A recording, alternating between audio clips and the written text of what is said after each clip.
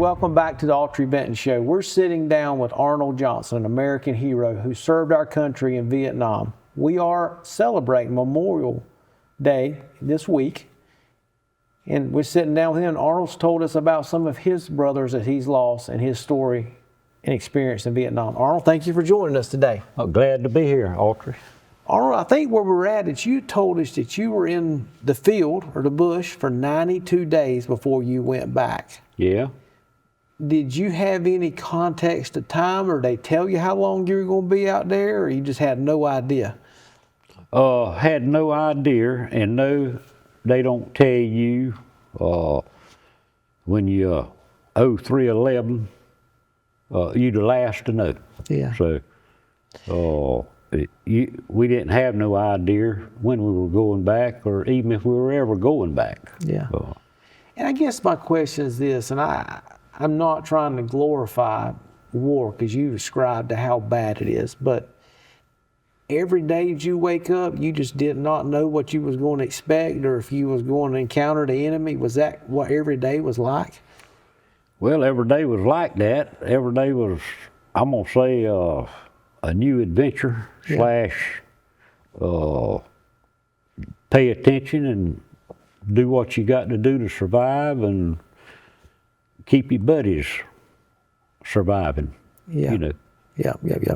Well, tell us another story. You were sharing with me one time about a search and destroy mission you ran in a village. Yeah, we were coming up on a village, and we had orders to search it slash destroy it if we wanted to. Mm-hmm. And they were probably 15, roughly 12 to 15 hutches in there where people lived in, and over there, those people either built a hutch that was square slash rectangle, and then some were built round. And most of those that were built round had one center pole, big center pole right in the middle of them to hold everything coming off of it. The palm leaves and grass they put on top of it to keep getting wet in the rain. And anyway, I was walking behind this boy that was from Tennessee, and he was probably 25 yards, at least 20, maybe a little bit more, up in front of me, and I seen him pull a hand grenade off his side, and he pulled a pin on that thing. He went by that hooch, he throwed it in there. And then I seen that thing had went in there, hit that center pole, and was coming back at him. Oh, no. And he seen it probably about the same time I did, if not a little bit before. But I seen that rascal turn and just run just as hard as he could. And I immediately, when I seen it come back, I jumped down on the ground, because when that hand grenade goes off, it don't really go sideways, it goes kind of up. And anyhow, I just could see out from under the helmet. And when that hand grenade went off, and I had to laugh about it now, I didn't laugh then, but now I can, and I did then too. But that thing peppered him, the back of his legs. Mm-hmm. It looked like he'd been shot with number 8 shot out of a shotgun. Wow. And he was a hollering and a screaming, and I got over there to him and seen what it was, and the back of his legs had holes all in his pants where the shrapnel had went through it. But it didn't, it went in him, but it weren't like blowed his legs off or nothing.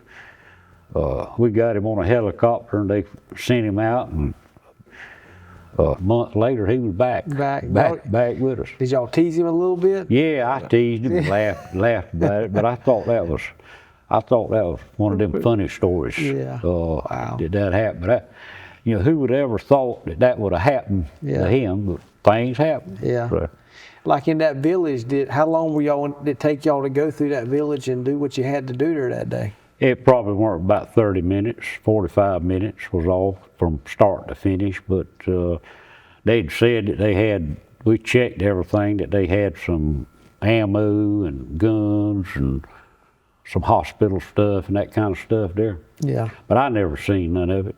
Yeah. Never heard Did tell y'all of just getting keep on the patrol after that? Yeah, we just kept right on going. Yeah. So So, like right here at this point, at any point, Mr. Arnold, did you get any letters from home? Did you able to write a letter home?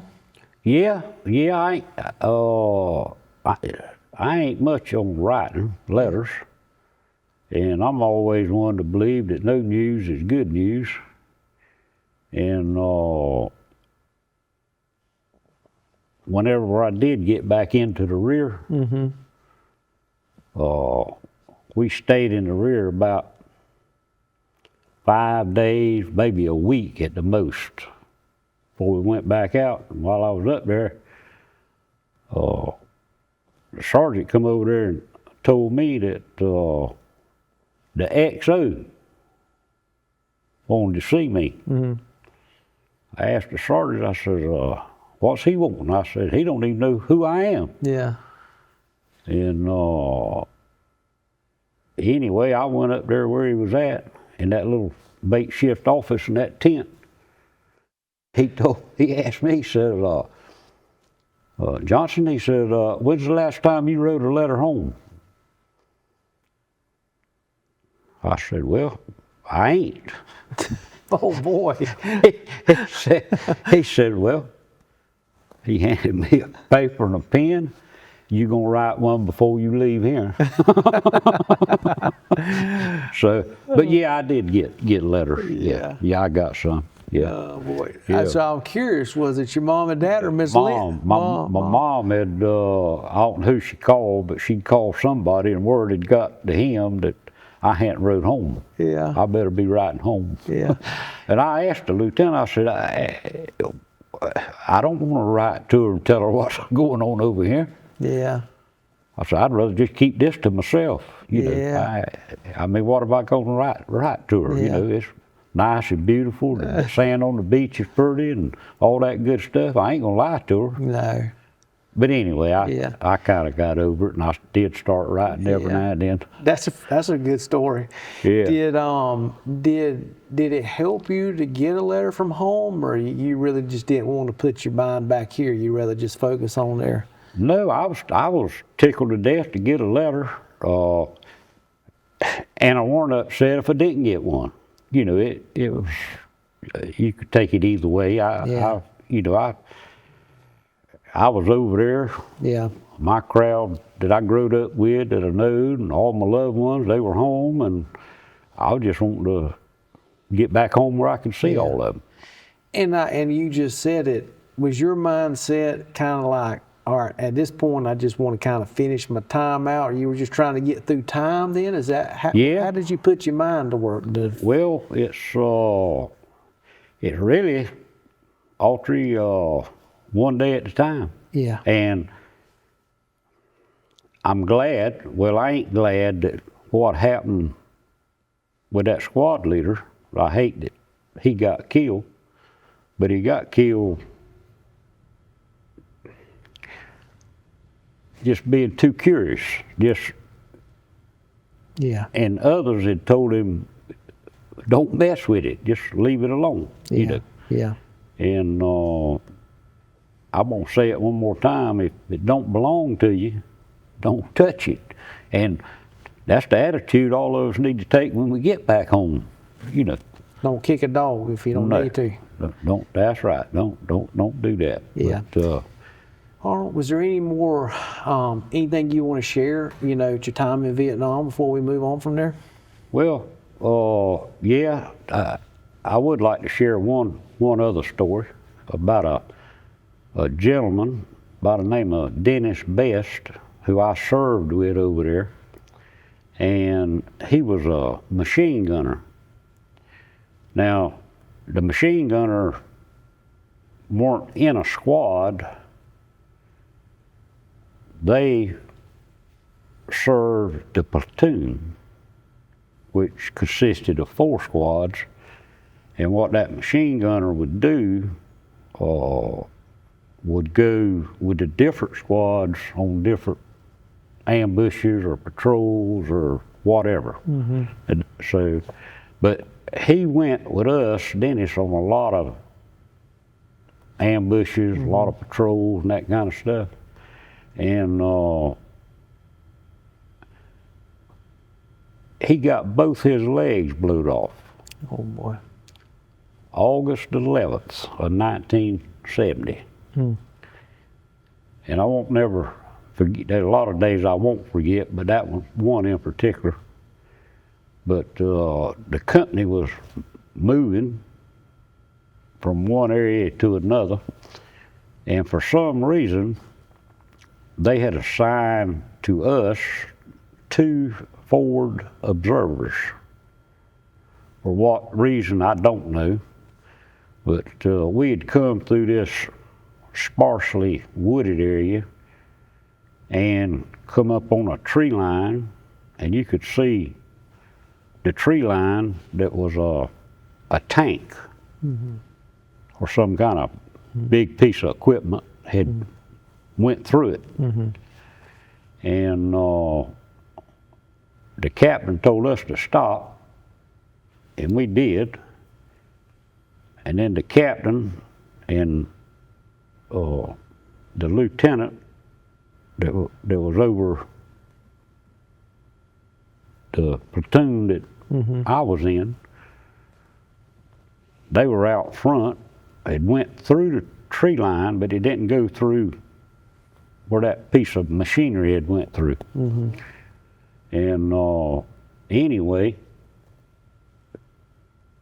I went with the lieutenant because I had the radio. Then there was another radio guy there that was with the captain, and they were, captain and lieutenant, they was talking, and I wasn't even paying no attention to what they was talking about. And then a big explosion went off, and we had 6 guys that were killed, and we probably had 8 or 9 that were wounded, and best, and I didn't know it at the time, but once that explosion went off, and I'm gonna say the dust had settled, which weren't that long, I went back where I'd come from, and I seen a guy laying on his back with no legs, and he was, I mean, black from his face, his arms, and I thought he was dead. And I went over there to him, and it was Best, the machine gunner. And while we were over there, they give you a morphine deal, needle, that all you had to do was pull the top off of it and push the needle in and squeeze it, you know. Anyway, that was probably one of the first things I'd done. I pulled it out of my pack, pushed it in his leg and squeezed it. Then I got to digging in his pack and found his and put it in the other leg. But anyway, they put him on a medevac, and he wrote me a letter about a month and a half after that, and told me, he said, Johnson, he said, don't worry about me. I'm going to be all right. Wow. He said, the Marine Corps has upped me to sergeant, and they have discharged me out of the Marine Corps at sergeant, and they're going to give me a new set of legs, and I'm going to be just fine. That's a good outlook on life. And I had to kind of smile, you know, after that. And he's one of the boys that I stay in touch with, and one of the boys that I went and seen on our 50th anniversary. Wow. Got to talk with him, and you know what the first thing he told me was? What's that? He said, Johnson, you could have killed me that day. I had to kind of laugh a little bit, and He said, you weren't supposed to give me but one of them morphines. He said, them two of them could have killed me. He said, you weren't supposed to give me that other one. He said, but I can tell you one thing. He said, I ain't felt a thing. Yeah. He said, all the way to the ship out there in the ocean where they took him to work on him. Was he conscious when you got to him, Mr. Arnold? Yeah. He was? Yeah, he told me that his legs was hurting. Oh. And I'm like, you ain't got none. But I didn't tell him that. Yeah. I just told him he'd be all right. Don't worry about that. I couldn't imagine seeing that, Mr. Arnold. Well, I hope you never have to. Yeah. And as close as me and him were, 'cause like I said, he went on ambushes with us and everything else. But he was, he still got that attitude today. Is that right? Yeah, he's actually threw his prosthetics away. Simply because he told me they were, after so many years, they were bothering, his nubs. Yeah. And he's strictly in a wheelchair. Yeah. Yeah. So, and I want to get to this group, how y'all get together, but bring me to when you knew you were going to come home from Vietnam. How did you get that news that you were ending your service there? Well, Autry, I had everything figured out where I would go on R&R, which was a week Yeah. that they'd give you. And when I come back off R&R, I weren't going to have but 2 weeks left. And normally they didn't send a guy with only 2 weeks left back out. They kept him in the rear. But about 4 days or 5 days, a week or less, then when I was supposed to go on R&R, I got a thing that had to go home because my baby brother had died. Oh, I'm sorry. Yeah, I had a younger brother, baby brother, and when he was born, he had that Rh negative blood, and back then, it weren't known about. It was known about, but it weren't, a real common thing. And anyway, he come home from the hospital not knowing, and he lived. He turned yellow, and anyhow they done the blood transfusion and all that, but the blood, that bad blood that was in him had already deteriorated his brain. He never walked or talked, and he lived to be about 12. Yeah. I'm sorry about that, buddy. But that's all right. That's. I don't know, Right. as you're telling the story, buddy, you experienced a lot of hard days in your early life with losing your brother and losing your brothers in Vietnam. Man. Yeah. Well, I got a good story to tell you. Tell me. If we got time. Yeah. We went out on a ambush one night on a L. We set up like a L shape ambush. And we got set in. We got there after dark, and took us about 15 minutes at the most to kind of get situated where we was at, where the watch was going to start, and who had the first one, who had the last one, and all that good stuff. And the way that thing was set up, I was second from the end. In other words, I had next to the last watch. Well, kind of way off, you could hear shooting, rifle fire. Every now and then you'd hear a explosion, like a hand grenade or something like that. Anyhow, I kind of settled in. I went on to sleep. Right at the end there was a Indian. Yeah. And I forget what his name was because he weren't with us all that long. But he was on the end down there, and I'm sleeping, and I feel something bumping me, and I'm kind of like, get off me, Yeah. And when I looked up, there was a straddled me where I was laying down with a 9mm. I didn't know it at the time, but it was a 9mm pistol. I'm looking at. Yeah. And that barrel, it looked like it was that big around. Yeah. Anyway, it just so happened that the boy that was on watch was right in the corner of the L, and he shot him. Saved your life. Saved my life. And the boy that shot him, old Larry Burke, Yeah. was telling that story up in Maine, because that's where he's from, when Right. I had made the trip up there, me and my son-in-law, David. Yeah. And David, he'd heard me tell the story Yeah. before. Then he heard Larry tell it the same way I had told it. Yeah. And David, after Larry got through, David said, how did you know to shoot him? Yeah. How'd you know he weren't one of y'all? Yeah. Larry looked at David, he said, son, you don't stand up on an ambush. No mistaking that. Eh? No mistaking that. Wow. Yeah. Well, Arnold, tell me what it was like when you first got back to American soil after being over there. Tell me how happy you was. Oh, I was tickled to death. I couldn't wait to get to Conway, South Carolina.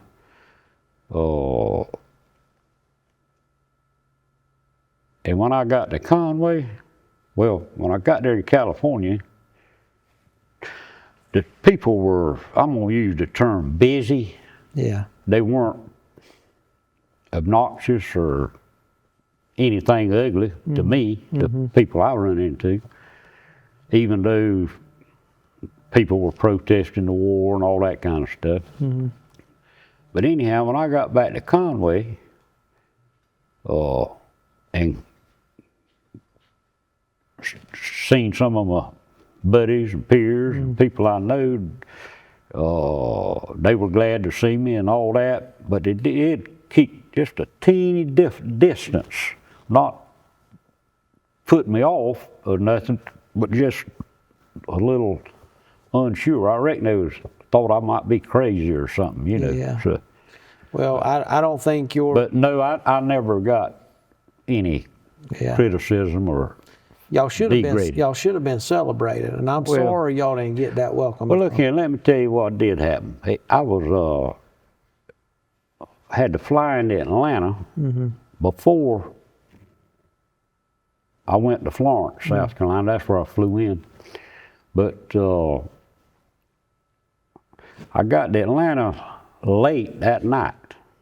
Well, the flight didn't go out till like 6 or 7 the next morning. So I had that whole time, and I was hungry. So I got me a cab, told them I wanted to go to a restaurant where I could get me some breakfast food, and you know. That cab driver, he took me to one, and Lord, I believe I ordered everything on the menu. I love it. Well, I didn't order everything on, but I did have me a plate full of food. I mean, a table full. Yeah. And I won't never forget. There was 4 people, two guys and 2 girls or ladies, and they were over there at the booth, kind of close to me, right there close. And I had on military fatigues, and because I'd come home on emergency leave, and anyway, one of them boys, he spoke up. He says,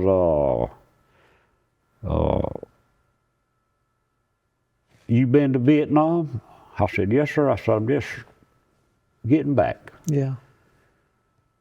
He told that waitress, he said, "Put that on my bill. I'm gonna pay for that." Wow. For that boy.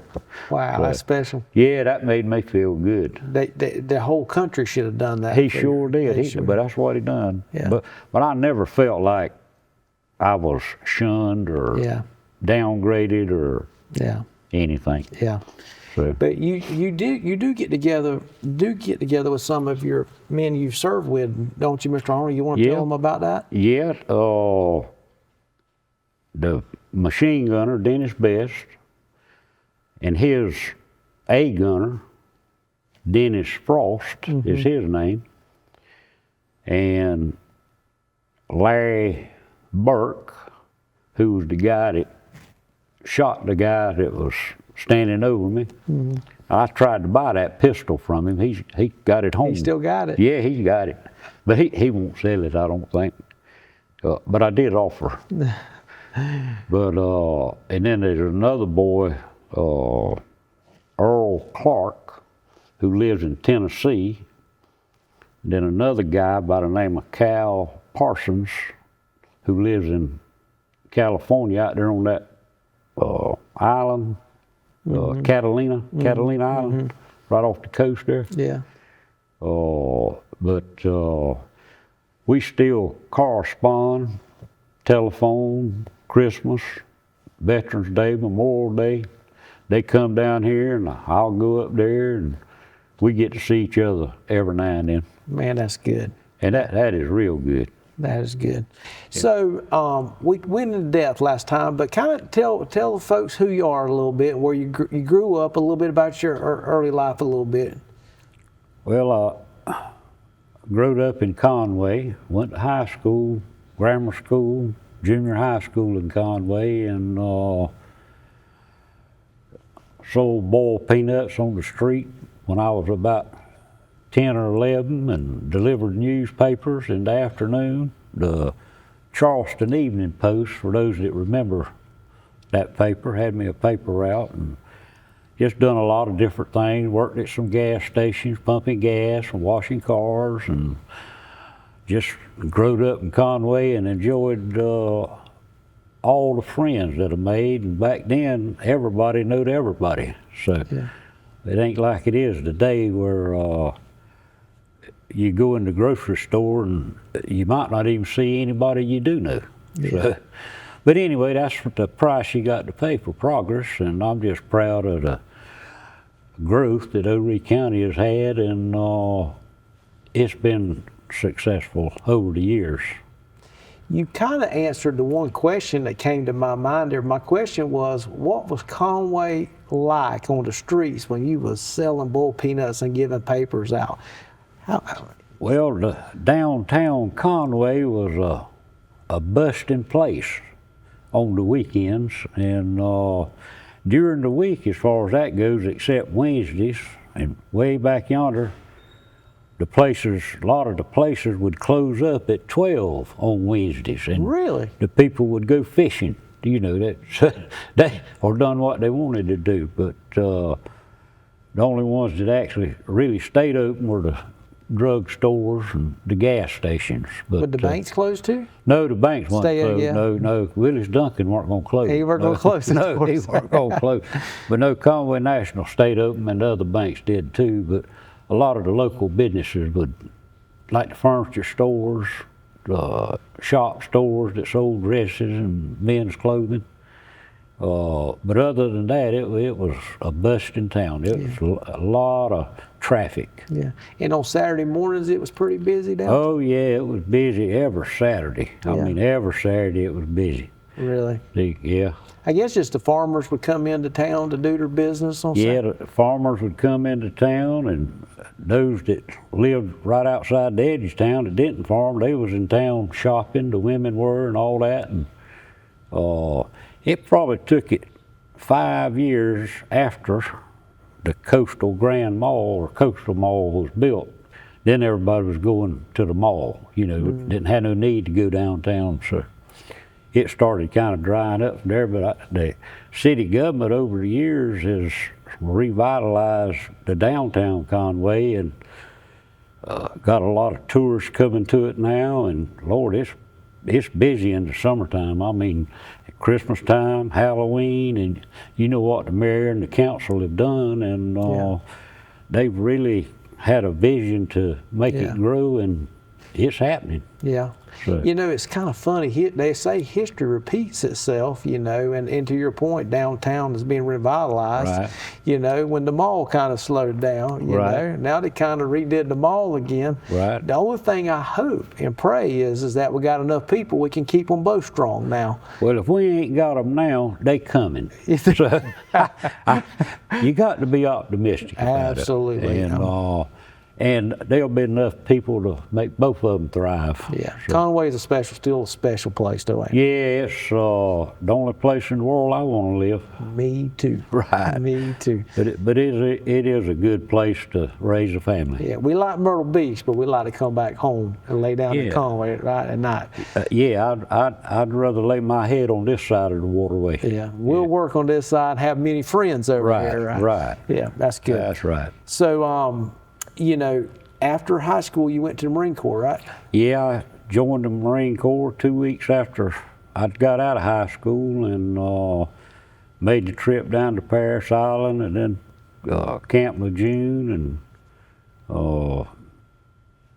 while I was at Lejeune, I was sent to Vietnam. So Yeah. And one thing, therefore, that you had met your wife now, Miss Linda, and you kind of made us cackle last time you told her that. Tell us what you told her before you left. Well, I told her that I had joined the Marine Corps. I didn't sign her up, and I'd be back home in 3 years, and I didn't ask her to wait on me because it weren't fair, I didn't think. And you know how things are when you're young like that. You don't never know what's going to happen, but lo and behold, she was there when I got back. Yeah. And Yeah. after how many years of marriage now?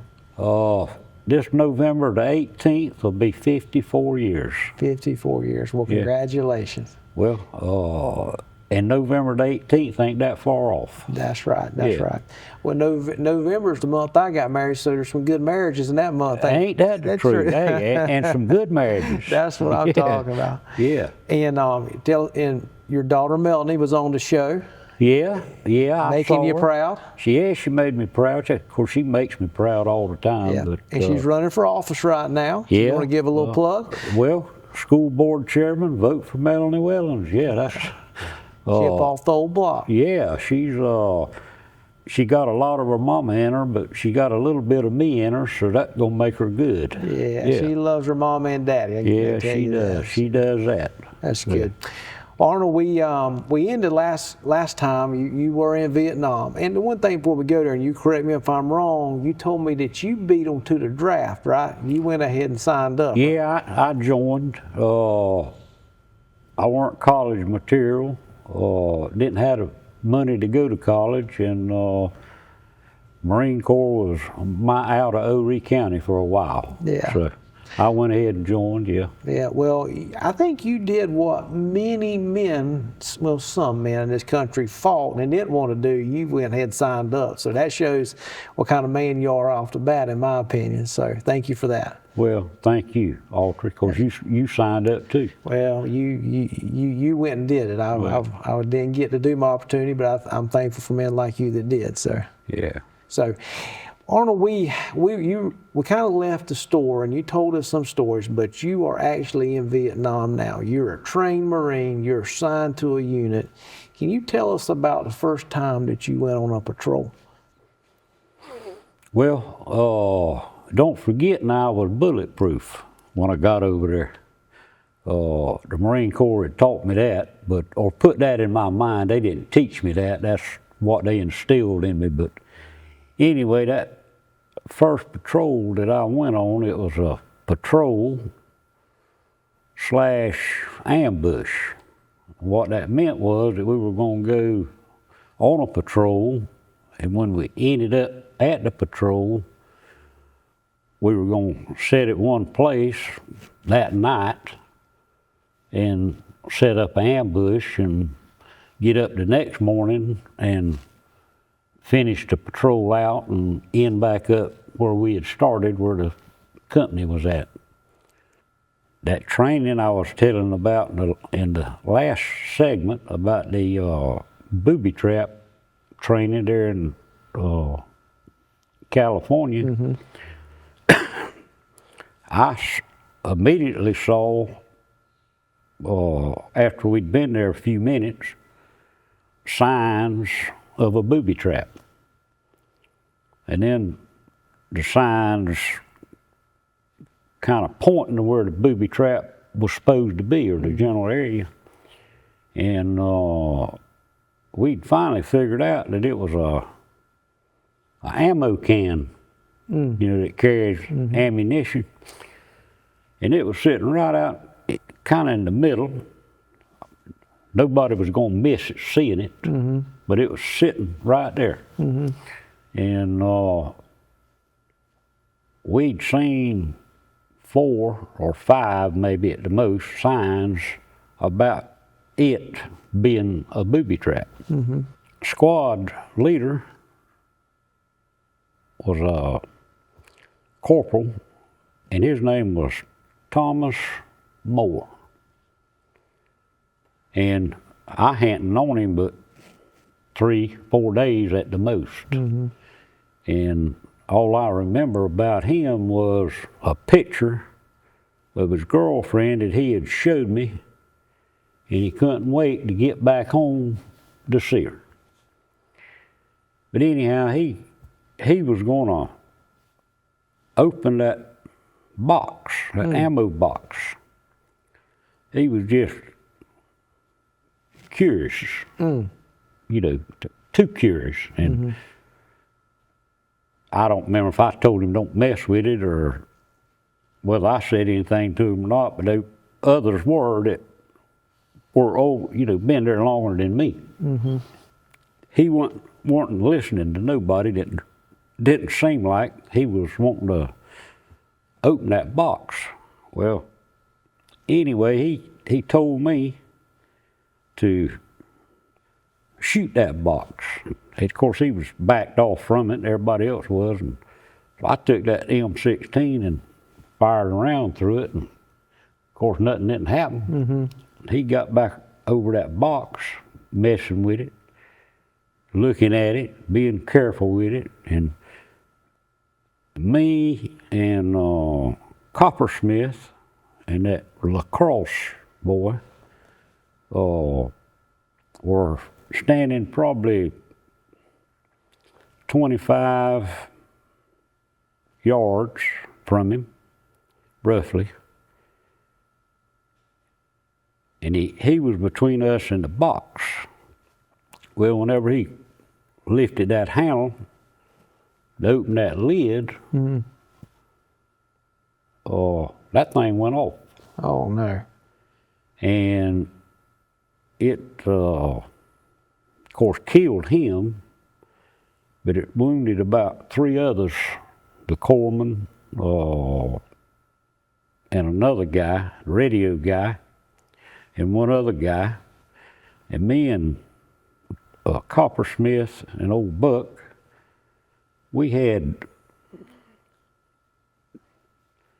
pieces of meat on our black jackets from his body when it blowed, because he was between us and the ammo can, and all we could find of him was his chest cavity.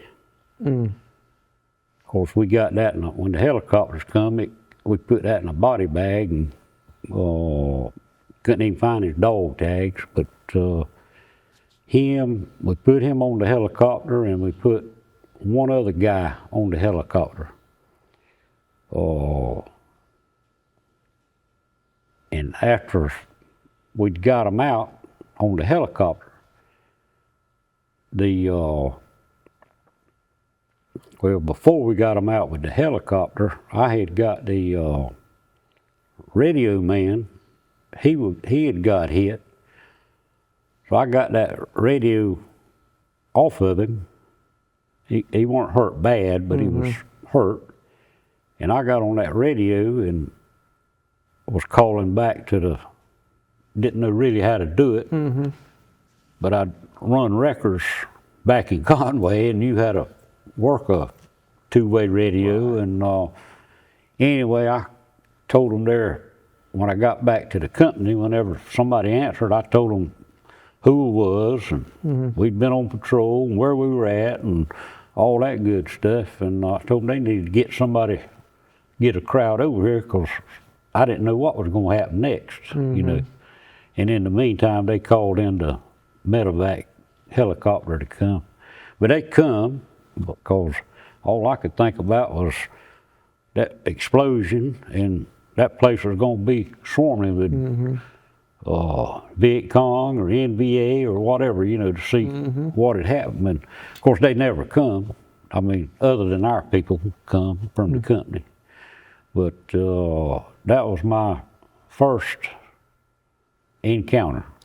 And after that, I got to tote the radio. Not that I wanted to, but they gave it to me and told me I'd be toting it from now on. So. And I don't know how, so you said it was your first patrol. I mean, I know it's hard to know exactly, but how many days would you say you had been in Vietnam before that took place? I mean, talking about a month or days? No, it weren't even probably a week and a half. Oh, boy. From the time I got off that airplane and got to Anwar, and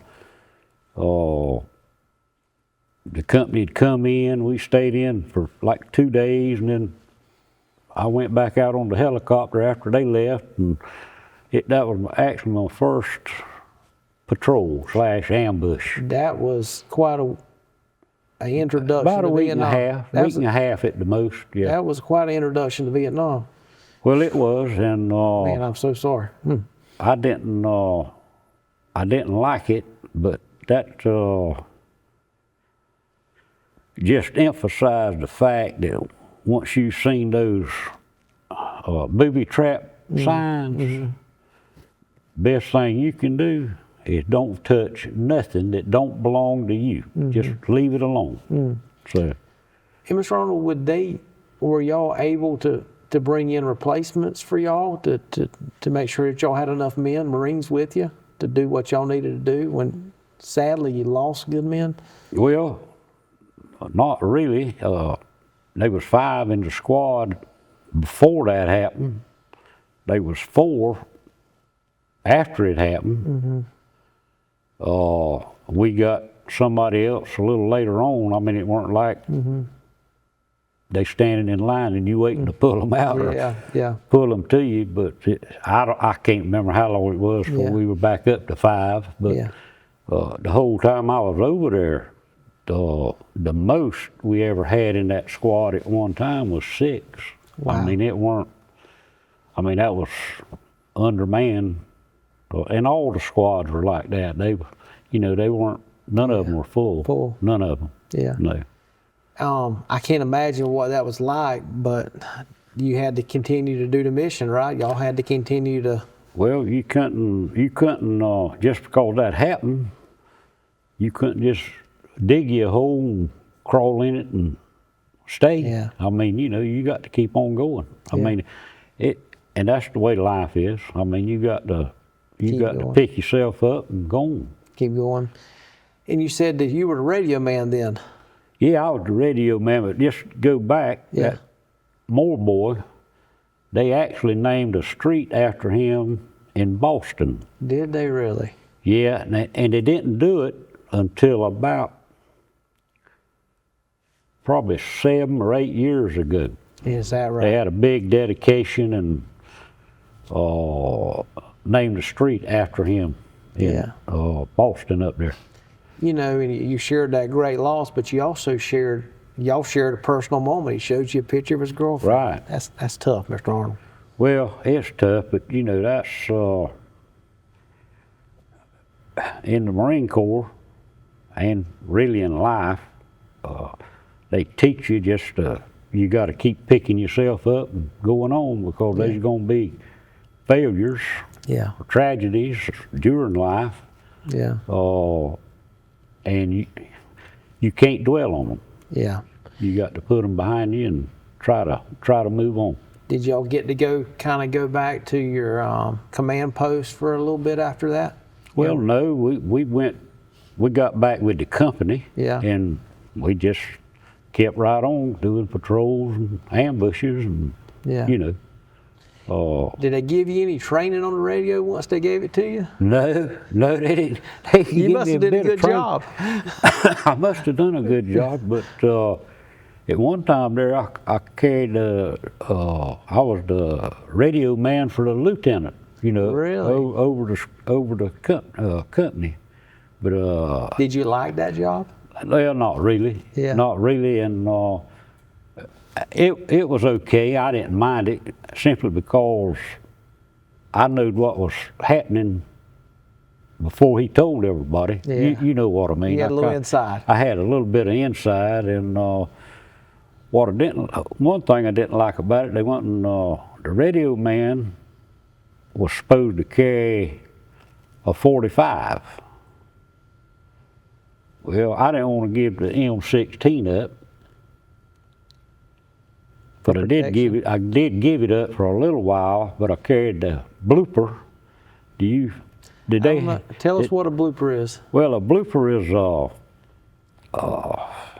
it ain't a shotgun, because the barrel on it ain't but about 18 inches long, and the barrel's probably about 3 inches or 2.5 inches in diameter, and it shoots one round at the time, and it's kind of like the round is like a hand grenade, except it's a round, and that round has to, when you shoot it, it goes bloop. That's the sound. That's why they call it the blooper. And that thing got a range on it of about 200, 250 yards is all it'll shoot out. But it's got to make 15 revolutions, in other words, turn, before it ignites. Not ignite it, but Goes off. no, not go off, but makes it where it will go off. I got you. I don't know what they call that, but yeah, I carried it for a little while, and Did you like that? yeah, it was all right. But I really like that M16. I bet giving that M16 up, you did feel a little bit stripped down out there. Right. Yeah. Wow. Yeah, that M16 was the way to go. Yeah. On semi-automatic. You don't want to shoot it on automatic. Yeah. Yeah. You know, I know these are small details, but like, tell our listeners what you'd eat out there when you was on patrol and how y'all got fed and got water, kind of how all that looked. Well, that was kind of getting used to. If it weren't raining, we got some helicopters would come every 2 days, wherever we were at out there in the field, and they would drop sea rations. Of course, they'd be bundled up, and they'd drop fresh water in 5-gallon containers. Okay. Every 2 days. I bet you was glad to see that helicopter come in, weren't you? Yeah, I sure was. Now, if it was raining, Yeah. you had to wait another day till it quit raining, you know. So Yeah. it got kind of, every now and then, it pretty much stayed on schedule, but every now and then you might have to wait 3 or 4 or 5 days. This might be a crazy question, but were you ever hungry? Well, yeah, I got hungry a time or two, yeah. One time when it was raining and the helicopters wouldn't come on account of the rain, and I can understand why, you know. Yeah. We happened to be at a little village right on the edge of it, and they had some animals, some chickens and some hogs and stuff like that. And that captain has told us we don't be messing with none of the chickens or none of that stuff. Yeah. Anyway, they had a little bit of corn planted, and I actually went out there, and the corn had not matured, but the corn, the cobs on it had about half growed. So anyhow, I broke me a few of them things off and shucked them back and put them in some water and boiled them down with them C4 and eat that with what else I could find. And then I noticed that they had some worms over there, and they were about as big around as my finger. And that K-bar I had, I kept it sharp all the time. Yeah. And I'd gutted me about 4 of them worms. Yeah. And put them in with the corn. Yeah. Yeah. I'd say you's hungry. I was trying to eat what I could eat. Yeah. You know. Did your buddies eat it with you? Yeah. I had one of them that old Buck, he tried it with me, but that Coppersmith, he was from upstate New York. He wasn't had nothing to do with it. No, he wasn't had nothing to do with it. Wow. Well, we know Mr. Arnold can fix a meal no matter where he's at. Well, you can find it. You can get you something to eat. That's right. And I did try to get one of them chickens, but I missed him. Yeah, you did try there. I did with that K-bar. Yeah, I wasn't going to shoot him because they'd know what was going on then. Wow. Yeah. You know, tell us a lot of our listeners what C rations, kind of what that consisted of, what you was eating on a C ration. Well, a C ration was a little old box. It was probably about that wide, about yay thick. And you had a can of stew beef, and then you had a little old pack, not a big pack, I mean a little old pack that had like 3 or 4 little saltine wafers in it. The other end of it had some cheese in it, and there was 1 piece of Hershey chocolate. And then there was a 4-pack of cigarettes. They had cigarettes in them? And what cigarette it was, depending on which pack you got, which box you opened. Some of them had Marlboro, some of them had Chesterfields, some of them had Lucky Strikes, some of them had Winstons, and all different kinds. But I never opened one that had a menthol. There was always something else. Yeah, it had. A little old pack had 4 cigarettes in it. Wow. Yeah. Would it fill you up? Would C ration fill you up? Well, if that's all you had, yeah. It'd get you through. It'd fill you up, and I ate so much of that stewed beef, I started putting that piece of chocolate in the stewed beef just to change the taste of it. Did it help? Yeah, it helped. It sure did. So you have ate your fair share of C rations? Yeah, because whenever we went out, that first time, it was 92 days before I seen Anwa again. So you were in the bush for 92 days? Yeah. Oh boy, wow. Well, Mr. Arnold, believe it or not, we up on the episode, so everybody's going to have to come back tomorrow and let's continue this thing. Okay. Good deal. Thank you for joining us today. Yeah, thank you, Autry. Yeah. Folks, we're right in the middle of the conversation, so you got to come back tomorrow to hear the rest of the story with my friend Arnold Johnson. Thank you for joining us today.